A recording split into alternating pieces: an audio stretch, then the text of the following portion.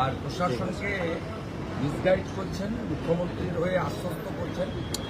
অবৈধভাবে নিয়োগ হওয়া chief secretary Nandini Chakraborty. Election commission যখন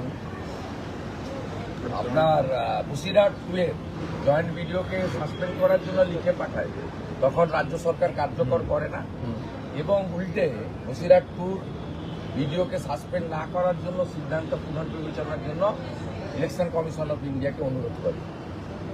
আমার কাছে স্পেসিফিক তথ্য আছে, নন্দিনী চক্রবর্তী গতকাল এবং গত পরশু জেলা শাসকদের ফোন করে বলেছেন ভালো বাজেট করেছেন মুখ্যমন্ত্রী এবং অ্যান্টি ইনকামবেন্সি কেটে যাচ্ছে, ইলেকশন কমিশন কিছু করতে পারবে না, আপনারা শোনার দরকার নেই, কোনো কথা শোনার দরকার নেই।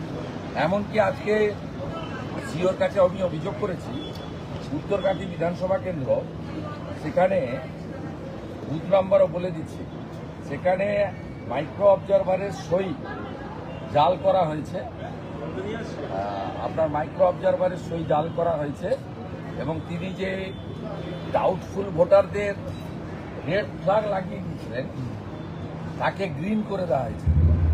বুথ নম্বর হচ্ছে 237, রঘুরামপুর প্রাথমিক বিদ্যালয় 238, ব্রাহ্মণ সদর প্রাথমিক বিদ্যালয় 248, কালিকা কুমারী SSK। এইভাবে একাধিক বুথে মাইক্রো অবজারভারের সই পর্যন্ত জাল করে তার তিনি যে ডাউটফুল ভোটারকে রেড ফ্ল্যাগ লাগিয়েছিলেন সেটাকে গ্রিন করে দিয়েছিলেন। তো এখানে একদিকে প্রশাসনের চুরি দুর্নীতি, তাকে নেতৃত্ব দিচ্ছেন চিফ সেক্রেটারি নন্দিনী চক্রবর্তী, অন্যদিকে গুন্ডাদের নেতৃত্ব দিচ্ছেন গুন্ডাদের নেত্রী, ধর্ষকদের নেত্রী মমতা।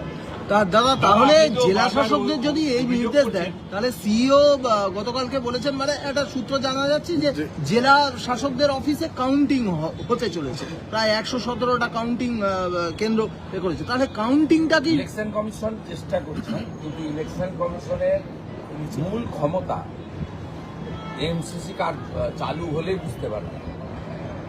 তার আগে ইলেকশন কমিশনের পূর্ণাঙ্গ ক্ষমতা কার্যকর করার ক্ষেত্রে তাদের অনেক লিমিটেশন আছে, but they are trying their best.